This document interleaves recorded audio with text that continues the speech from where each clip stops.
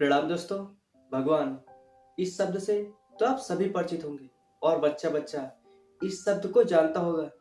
अगर किसी से पूछो भगवान, उसके सामने अगर ये नाम लो भगवान, तो उसके माइंड में कुछ चित्र बनते हैं और वो उन्हीं चित्रों को ही भगवान समझता है।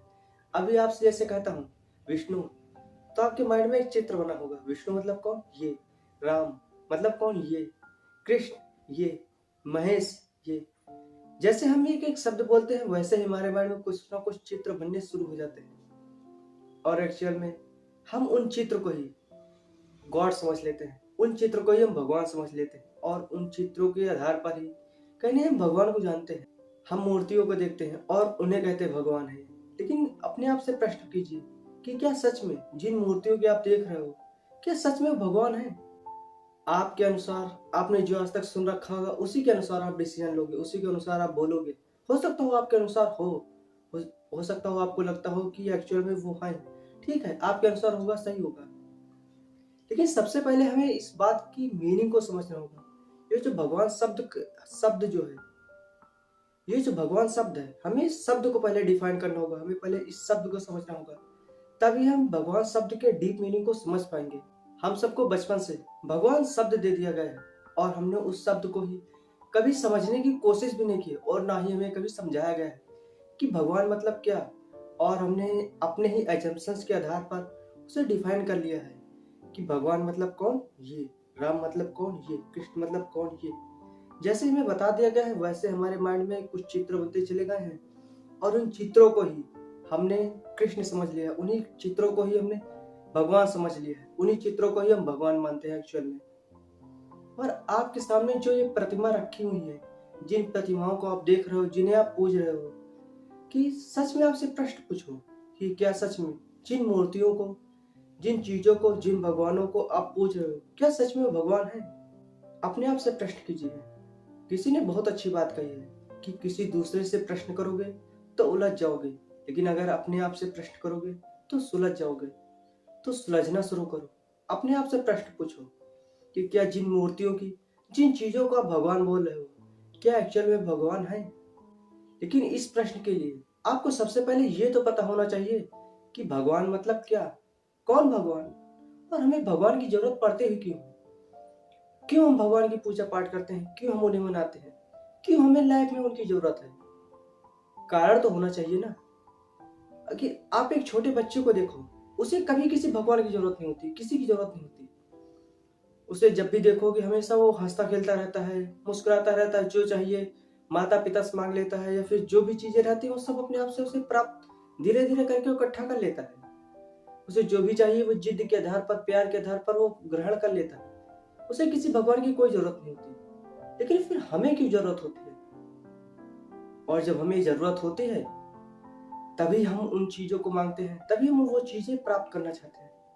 और एक्चुअल में आप देखोगे कि आपको भगवान की जरूरत क्यों पड़ती है। अगर मैं आपको अपने आधार पर बताऊं कि हमें एक्चुअल में भगवान की जरूरत क्यों पड़ती है, तो जहां तक मुझे याद है कि जब मुझे पहली बार भगवान के मैंने पूजा करना शुरू किया था, भगवान की पूजा पाठ करना शुरू किया था, तब मुझे लगता है कि तब मैंने इसलिए शुरू किया था क्योंकि मुझे एग्जाम में कुछ नंबर चाहिए थे।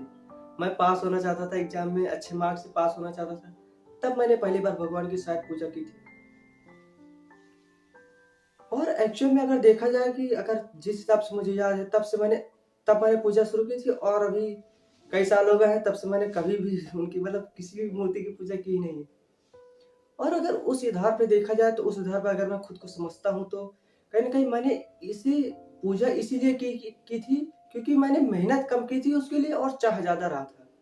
क्योंकि जब आप एग्जाम के लिए मेहनत कम करते हो और चाहते ज्यादा हो तभी आपको किसी ऐसी शक्ति की जरूरत होती है कि जब आपको वो मिल जाए जो आपने डिजर्व नहीं करते हो फिर भी आपको मिल जाए। इसीलिए मेरे आधार पर मेरा ये मानना है कि इसीलिए हमें भगवान की जरूरत पड़ती है। इसीलिए हम भगवान को चाहते हैं क्योंकि हम जिस चीज के लिए हमने मेहनत नहीं की है और फिर भी हम उसे चाहते हैं, मतलब जो चीज हम डिजर्व नहीं करते हैं तब भी हम उसे चाहते हैं, उसी के लिए हमें भगवान की जरूरत पड़ती है। जहाँ तक मेरे अकॉर्डिंग ये समझ में आया है यही है। और हम सब ने अपने माइंड में भगवान के कुछ चित्र बना रखे हैं, उसी को ही हम भगवान कहते हैं। मैं किसी के बारे में कुछ गलत नहीं कह रहा हूँ, कुछ कुछ इधर उधर को नहीं बोल रहा हूँ कि ये करना गलत है, मूर्ति पूजा करना गलत है, ये सही है वो सही है। मैं सही गलत डिफाइन नहीं कर रहा हूँ यहाँ पे। मैं सिर्फ अपने जो पॉइंट ऑफ व्यू है वो आपके साथ शेयर कर रहा हूँ। बहुत सारे लोग ऐसे होंगे जो इन चीज़ों को समझना चाहते होंगे, जानना चाहते होंगे, उनके मन में प्रश्न उठा करते हैं। तो मैं बस उन्हीं के लिए इस सब बातों को थोड़ा सा मैंने समझा है। तो मैं चाहता हूँ कि आपको भी चीज़ें आसानी से समझ में आए, आपको भी चीज़ें आपके माइंड में क्लियर हो एक्चुअल में। क्योंकि जब तक माइंड में चीज़ें क्लियर नहीं होती हैं तब तक हम सिर्फ अंधविश्वासों की तरफ ही भागते रहते हैं। हमें कुछ भी बता दिया जाता है और हम उन्हीं के आधार पर ही चलते चले जाते हैं। और बहुत सारे लोग कभी खुद से क्वेश्चन ही नहीं पूछते हैं। वो कभी ये जानने के प्रयास ही नहीं करते हैं कि सही चीज़ें क्या है। बस उन्हें जो बातें बता दी जाती हैं उसी के आधार पर वो चलते चले जाते हैं। तो अब हम सबसे पहले समझते हैं कि एक्चुअल में भगवान मतलब क्या होता है। भगवान शब्द का जो अर्थ है वो क्या होता है।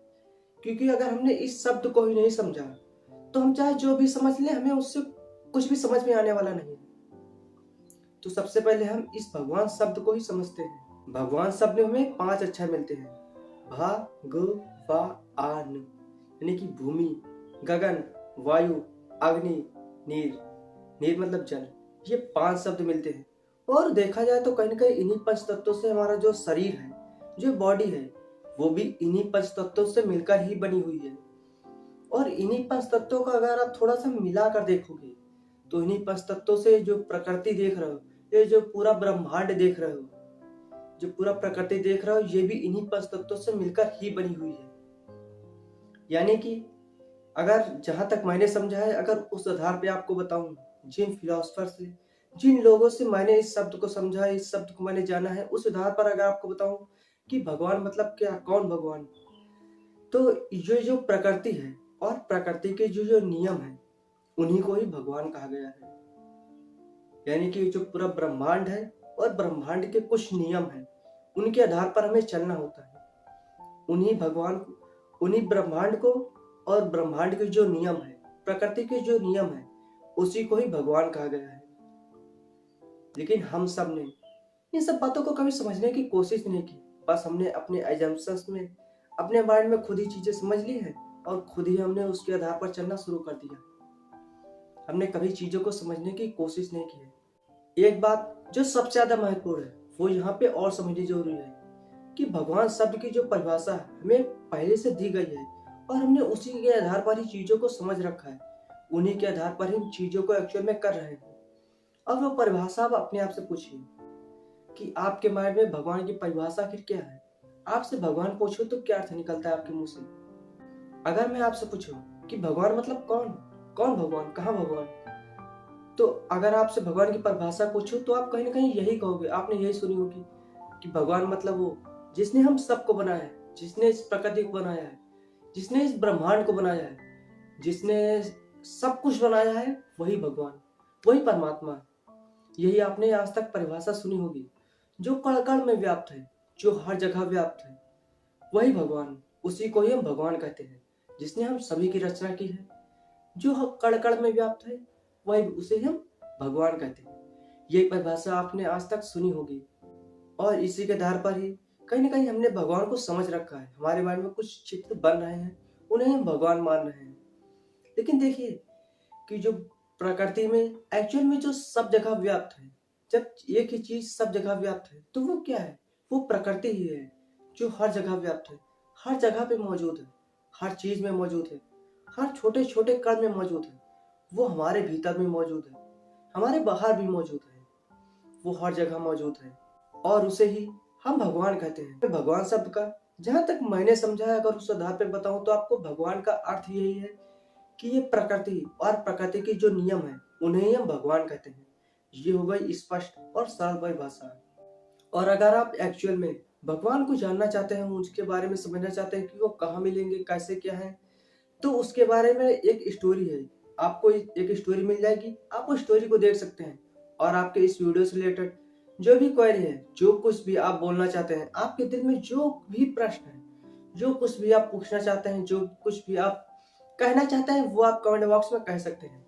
आई होप मैंने इस वीडियो में सिर्फ आपको मेरे जो पॉइंट ऑफ व्यू है वो मैंने आपके सामने रखने की कोशिश की है, वो मैंने आपको बताने की कोशिश की है। मैंने कुछ सही गलत बताने की कोशिश नहीं की, मैंने सिर्फ इतना डिफाइन करने की कोशिश की है जो मैंने समझा है। जो लोग ढूंढा करते हैं, जो लोग जानने की कोशिश करते हैं, उनके बारे में मैंने जो समझा है, जो सही चीज समझी है, वो मैंने आपके साथ डिफाइन करने की कोशिश की है। बस इतना ही। आई होप आपको वीडियो पसंद आया होगा। अगर आपको राइट इंफॉर्मेशन मिली है तो आप ये वीडियो दूसरों के साथ भी शेयर कर सकते हैं, ताकि उन लोगों को भी इस चीज के बारे में, भगवान के अर्थ के बारे में, जो लोग अलग अलग एजम्पशंस बना के रखे हैं, उन्हें भी सही चीज सीखने को मिले। और अगर आपको सही चीज सीखने को मिली है तो इस वीडियो को आपको दोस्तों के साथ जरूर शेयर करना चाहिए। Thank you so much. इस वीडियो के लिए बस इतना ही। मिलते हैं किसी नेक्स्ट इंस्पायरिंग वीडियो में। और आपके इस वीडियो से रिलेटेड जो भी क्वेरी है, जो कुछ भी आपके माइंड में चल रहा हो, जो भी प्रश्न उठ रहे हो, वो सभी आप कमेंट बॉक्स में पूछ सकते हैं। हो सकेगा तो मैं इन प्रश्नों का उत्तर देने की कोशिश करूंगा। तब तक के लिए मिलते हैं किसी नेक्स्ट इंस्पायरिंग वीडियो में। Thank you so much.